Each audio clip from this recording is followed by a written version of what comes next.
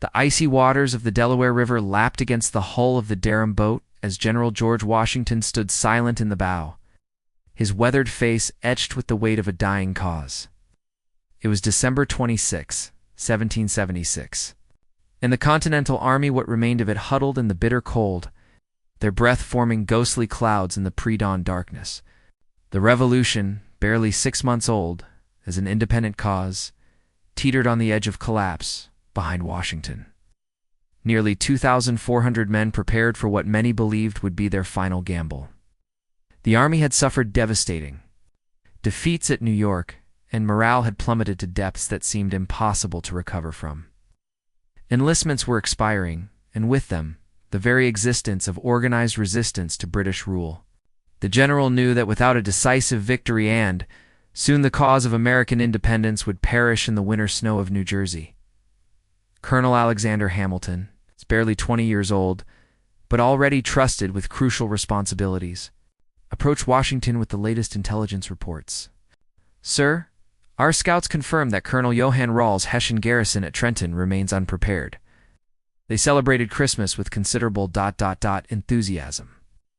Hamilton's diplomatic phrasing masked the reality that the German mercenaries had spent the night drinking heavily, believing themselves safe from any American attack during the holiday season. Washington nodded grimly. The surprise attack on Trenton had been a stunning success just hours earlier, capturing nearly 1,000 Hessian soldiers and desperately needed supplies. But the general understood that one victory, however morale-boosting, would not be enough to save the revolution. The British would respond swiftly and with overwhelming force. What the Continental Army needed was something more, a second miracle that would prove to the world, and to wavering Americans, that this ragtag force could stand against the most powerful military in the world. As the boats continued their treacherous journey back across the ice-choked Delaware, Washington's mind was already racing ahead to the next challenge. Intelligence reports indicated that General Charles Cornwallis was marching south from New York with a substantial force, determined to crush the American army once and for all. The British commander, stung by the humiliation at Trenton, would not underestimate his opponents again. The fate of the revolution now hung by the thinnest of threads. In the distance, the lights of Trenton flickered like dying stars, and Washington knew that within days, perhaps hours, those lights would be extinguished by British artillery. The question that haunted him as they crossed the frigid river was not whether the enemy would commit, was whether his exhausted, poorly equipped army could somehow find the strength for one more impossible victory. The general's thoughts turned to Princeton, a small college town just 11 miles northeast of Trenton. There, he knew, lay either salvation or the final grave of American independence. The moment that would define the revolution was approaching, and everything depended on the next few days. By December 30th, 1776, the Continental Army had returned to Trenton, but their situation had grown increasingly desperate. General Charles Cornwallis had indeed marched south with 8,000 veteran troops, determined to avenge the humiliating defeat of his Hessian allies. The British commander was confident that he could finally corner and destroy Washington's rebel force. Effectively ending the revolution in one decisive blow, Washington had positioned his men along the southern bank of a sun-pink creek, using the natural barrier to his advantage. The American lines stretched across the approaches to Trenton, with artillery pieces positioned to command the stone bridge that represented the most direct route into the town.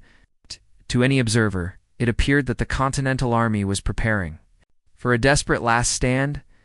Trapped between the creek and the approaching British forces, Colonel Joseph Reed, Washington's adjutant general, surveyed their defensive positions with growing unease. "General Cornwallis has us exactly where he wants us. Our backs are to the creek, and his force outnumbers us nearly 4-1. Reed's concerns echoed those of many officers who feared they had walked into an inescapable trap. But Washington had no intention of fighting a conventional battle against superior numbers. As evening fell on January 2nd, 1777, and Cornwallis's advance guard began probing the American defenses, the general revealed his true strategy. To his inner circle of officers, "Gentlemen, We will not be here when Lord Cornwallis wakes tomorrow morning." The plan was audacious beyond measure, while maintaining the appearance of a defended position. The Continental Army would slip away during the night, march around Cornwallis's flank and strike at Princeton, where a smaller British garrison waited unsuspectingly. The maneuver would require perfect timing, absolute silence, and more than a little luck. If discovered, the army would be caught in column on the march, vulnerable to complete destruction. As darkness enveloped Trenton, the Americans began their secret withdrawal. Small fires were kept burning to maintain the illusion of occupation, while teams of men with muffled wheels and horses' hooves began the delicate process of moving artillery and supplies. The temperature had dropped well below freezing, and the roads were treacherous with ice. But these conditions also worked in their favor. The bitter cold would help muffle sound and discourage. British patrols. Captain Alexander Hamilton supervised the movement of artillery, ensuring that each cannon was properly secured and that no telltale noise would betray their departure. The young officer understood the magnitude of what they were attempting. If successful, it would be one of the most brilliant tactical maneuvers in military history. If it failed, it would likely mark the end of American independence. According to historical accounts preserved in the Library of Congress archives, Washington personally remained until nearly midnight, ensuring that every detail of the withdrawal was executed perfectly. The general knew that Cornwallis, confident in his superior position, would likely delay his final assault until morning, giving the Americans the precious hours they needed to complete their flanking maneuver. By 2 o'clock in the morning, the last American units had slipped away from Trenton, leaving only a skeleton force to maintain the campfires and create the impression of continued occupation. The Continental Army was now committed to a march through the freezing night toward Princeton, where destiny waited in the form of British Lieutenant Colonel Charles Mawhood and his garrison of regulars. The frozen ground crunched beneath thousands of feet as the Continental Army made its way through the New Jersey countryside in the pre-dawn hours of January 3rd, 1777. The temperature had plummeted to dangerous levels, and many soldiers wrapped their feet in rags where boots had long since worn through. Ice formed on their musket barrels and in their hair. But still they pressed forward, driven by their commander's unwavering determination and the knowledge that failure meant the end of everything they had fought for. Washington rode at the head of the column, his presence a constant reminder to the men that their general shared every hardship and danger. Behind him, the army moved in 2 divisions. General Nathaniel Greene's force would approach Princeton from the north via the Quaker Road, while General John Sullivan's division would advance from the west via the main Princeton-Trenton Road. The plan called for a coordinated assault that would overwhelm the British garrison before they could organize an effective defense. As the first gray light of dawn began to appear on the eastern horizon, the Americans were still several miles from Princeton. The march had taken longer than anticipated due to the treacherous road conditions and the need to maintain absolute silence. Washington's concern grew with each passing minute. Daylight would expose their movements and eliminate the crucial, an element of surprise that made their bold plan possible. Captain Thomas Rodney, marching with the Delaware Regiment, later recorded in his journal the extraordinary sight of the Continental Army moving through the winter landscape like ghosts. "The men moved with a determination I had not seen since the early days of the war," he wrote. Despite their ragged appearance and obvious exhaustion, there was something in their bearing that spoke of men who had found their purpose again. At approximately 7 o'clock in the morning, as the sun began to break through the winter clouds, the sound of musket fire erupted from the direction of Princeton. Greene's advance guard, led by Captain Alexander Hamilton and a small force of artillery, had encountered a British patrol on the outskirts of town. The element of surprise was lost, but the battle that would determine the fate of the Revolution had finally begun. Lieutenant Colonel Charles Mawhood, commanding the British garrison at Princeton, reacted with the quick thinking of a seasoned, professional soldier. Upon hearing the gunfire, he immediately began organizing his forces for a fighting withdrawal toward Trenton, where he hoped to link up with Cornwallis's main army. Mawhood commanded approximately 700 regular troops, including elements of the 17th and 55th Regiments of Foot. along with a troop of dragoons. The British commander's initial assumption was that he faced only a small American raiding party, similar to the force that had struck Trenton a week earlier. He had no way of knowing that nearly the entire Continental Army was converging on Princeton, and this miscalculation would prove fatal to his command. As Mahood led his men south along the main road, he was about to collide head-on with Sullivan's advancing division. Washington, hearing the distant gunfire, spurred his horse forward to personally oversee the developing battle. He knew that the next few hours would determine whether his brilliant flanking maneuver would result in another stunning victory or a catastrophic defeat that would end the revolution. The moment of truth had arrived, and everything depended on how well his exhausted soldiers could perform when faced with British steel and discipline. The general's mind raced as he considered the tactical situation unfolding before him. Success at Princeton would not only provide another crucial victory, but would also demonstrate to the world that the Continental Army could outmaneuver and defeat regular British forces in open battle, a capability that many European observers had dismissed as impossible. The morning air exploded with the crash of musketry as the two forces collided near the Quaker Meeting House. Just outside Princeton, Lieutenant Colonel Charles Mahood's British regulars, marching confidently toward what they believed to be a minor skirmish, suddenly found themselves facing the van of Sullivan's entire division. The shock of recognition was mutual and immediate. This was no small raiding party, but a major American offensive. Mahood, despite his surprise, reacted with the trained instincts of a professional soldier. He quickly deployed his troops into line formation, with the 17th Regiment of Foot forming the backbone of his defense.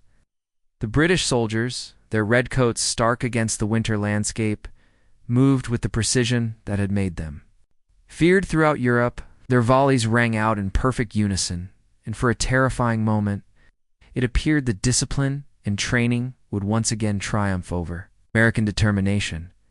The initial American assault wavered under the withering British fire.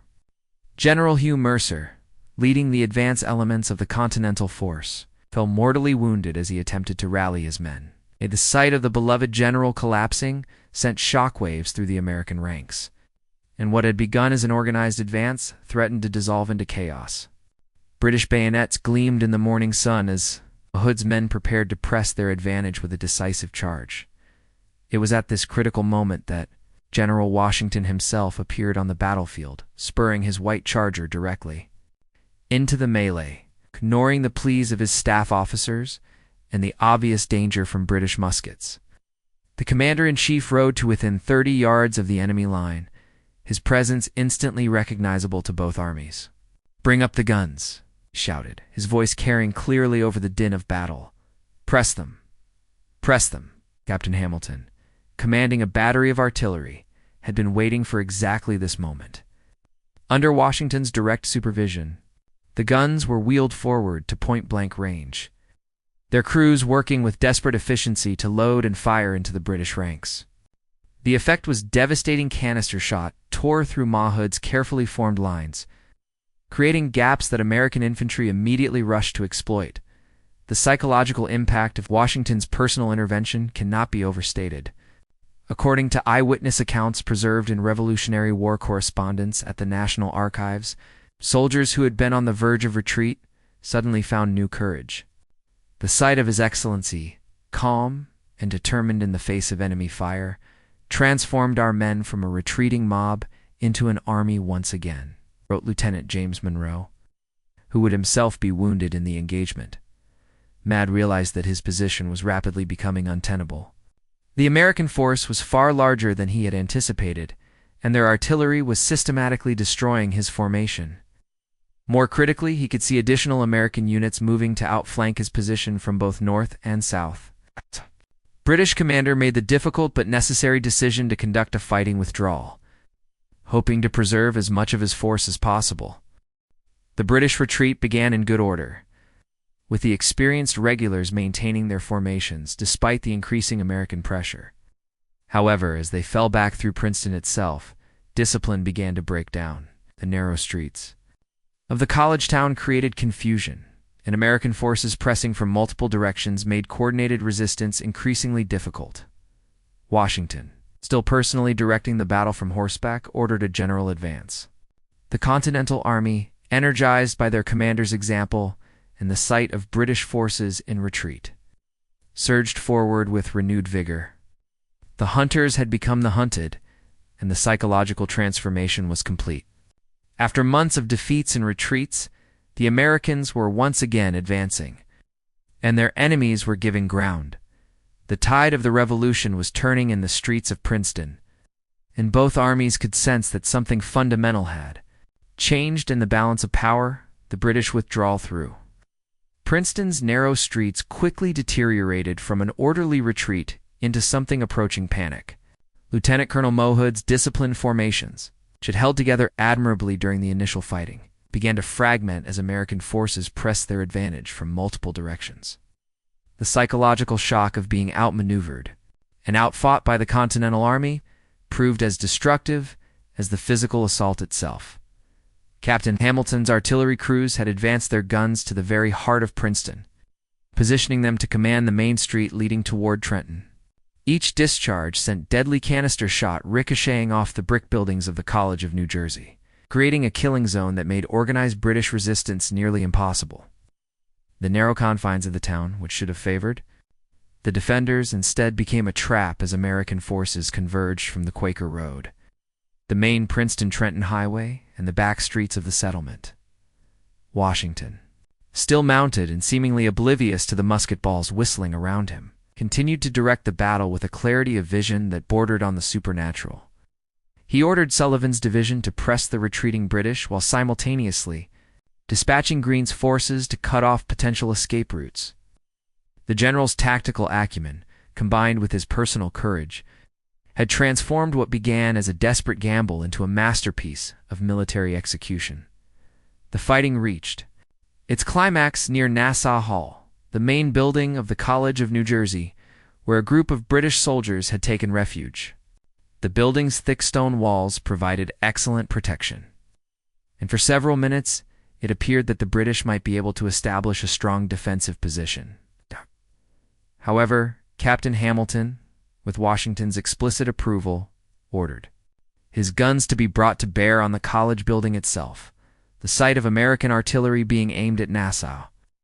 Hall created one of the war's most symbolic moments. Here was the Continental Army, fighting for the principle of American education and enlightenment, preparing to bombard one of the colony's most prestigious institutions of learning in order to root out British forces. The irony was not lost on either side, but the tactical necessity was clear. The first cannon shot struck Nassau Hall's main entrance, creating a breach through which American infantry could assault the building. However, before a full-scale attack could be launched, the British garrison raised a white flag. The symbolic surrender of British forces within the walls of an American college provided a powerful metaphor for the intellectual and cultural independence that accompanied military victory. According to historical records maintained by Princeton University, the battle's aftermath revealed the complete transformation that had taken place within the Continental Army. British casualties included numerous killed and wounded, with over 100 prisoners taken, while American losses were remarkably light considering the intensity of the fighting. More importantly, the psychological impact of the victory resonated far beyond the immediate military consequences. News of Princeton, following so closely after the triumph at Trenton, spread throughout the colonies with unprecedented speed. The Continental Army, which just days earlier had been dismissed as a collection of defeated rebels on the verge of dissolution, demonstrated its ability to outmaneuver and defeat British regulars in open battle. European observers, particularly in France and Spain, began to reconsider their assessments of American military capabilities. Washington ordered his forces to continue their advance, pursuing the scattered British remnants toward New Brunswick.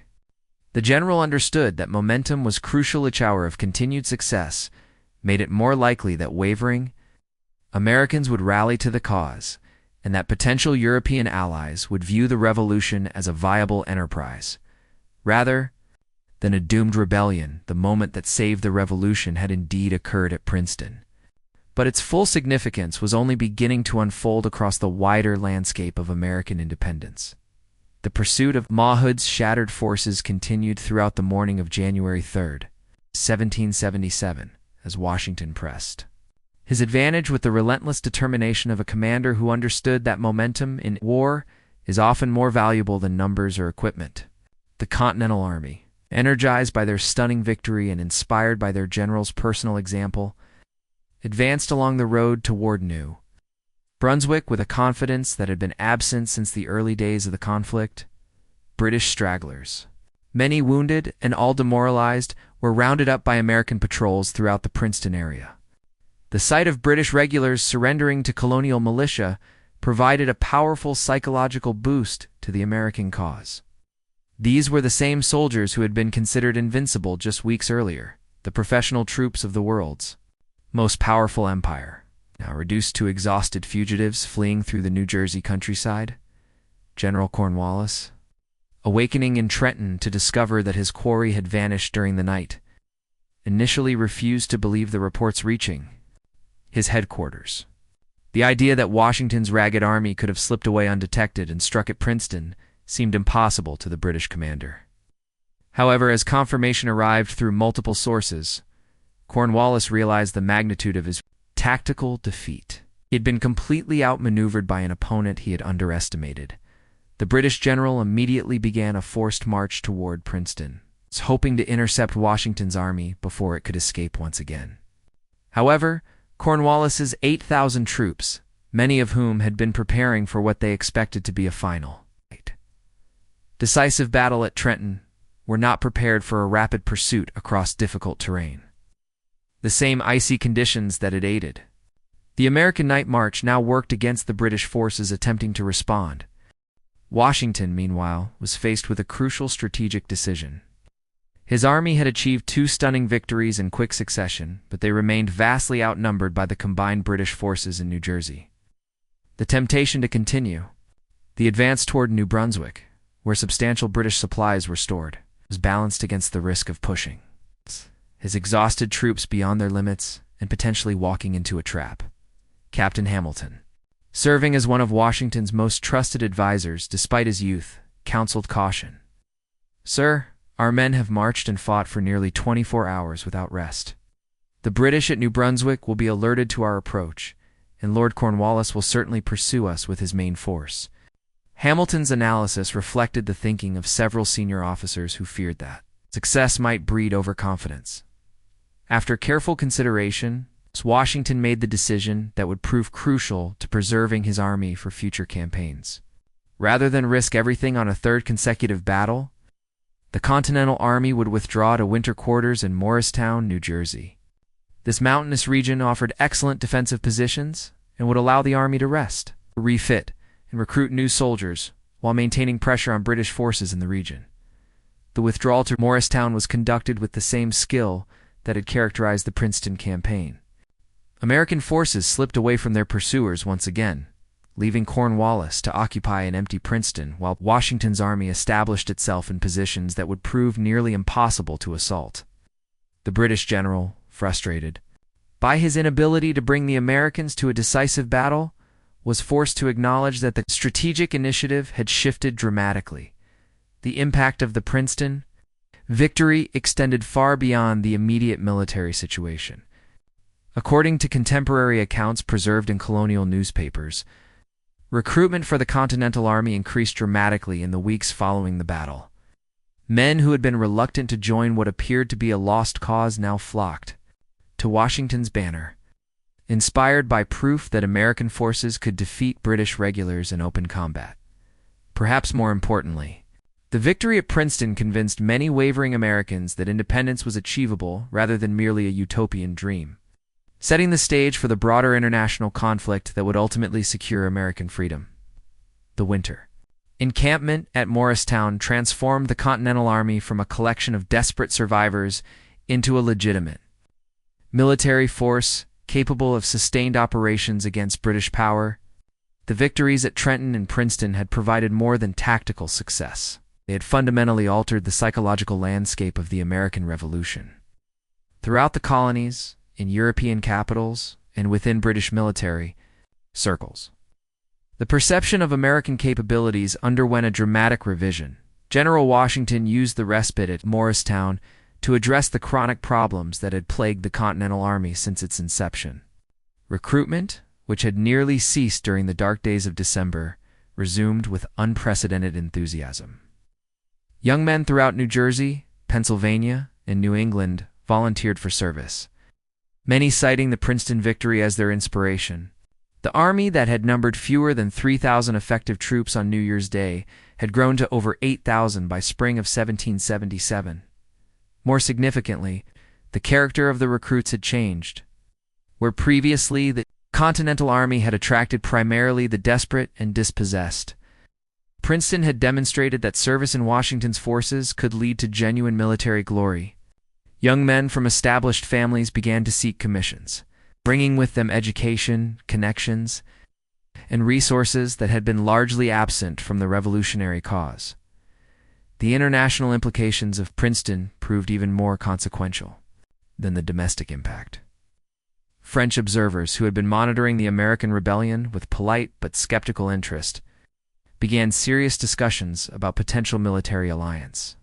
The ability of colonial forces to outmaneuver and defeat British regulars suggested that American independence might be achievable with proper support, making the revolution a potentially valuable tool for French revenge against their traditional British enemies, King Louis XVI's government. Guided by Foreign Minister Charles Gravier, Comte de Vergennes authorized secret shipments of military supplies to the Americans and began exploring the possibility of formal alliance. Spanish authorities, despite their concerns about encouraging colonial rebellion in their own territories, also began to reconsider their relationship with the American revolutionaries. The strategic balance of the entire Atlantic world was shifting as a direct result of what had happened in the streets of Princeton. Within British political circles, the twin defeats at Trenton and Princeton created the first serious questions about the conduct of the war. Members of Parliament who had previously supported Lord North's aggressive prosecution of the conflict began to express doubts about both the cost and the likelihood of success. The professional competence of British military leadership, previously unquestioned, came under scrutiny as politicians demanded explanations for how colonial rebels had repeatedly outmaneuvered experienced generals. The psychological transformation within the Continental Army itself may have been the most important long-term consequence of Princeton. Soldiers who had endured months of defeat and retreat now possessed unshakable confidence in their ability to face British forces on equal terms. This confidence would prove crucial during the difficult campaigns that lay ahead, providing the foundation for perseverance through subsequent defeats and setbacks. According to military historians, analyses found in the Smithsonian Institution's collections, the Princeton campaign represented a watershed moment in the development of American military doctrine. Washington's use of deception, rapid movement, and concentrated force against divided enemies became the template for future Continental Army operations. The successful integration of artillery, infantry, and cavalry at Princeton demonstrated that American forces could execute complex tactical maneuvers as effectively as European armies. The moment that saved the revolution at Princeton on January 3, 1777, ultimately created the conditions that made American independence possible. Without that crucial victory, the Continental Army would likely have dissolved during the winter of 1776 to 1777, ending the revolution before it could achieve international recognition and support. Instead, Princeton ensured that the flame of American independence would continue to burn, eventually blazing into the full glory of a successful war for freedom that would inspire democratic movements throughout the world for generations to come. The echo of cannon fire in Princeton's streets had awakened not just a town, but an entire nation to its destiny.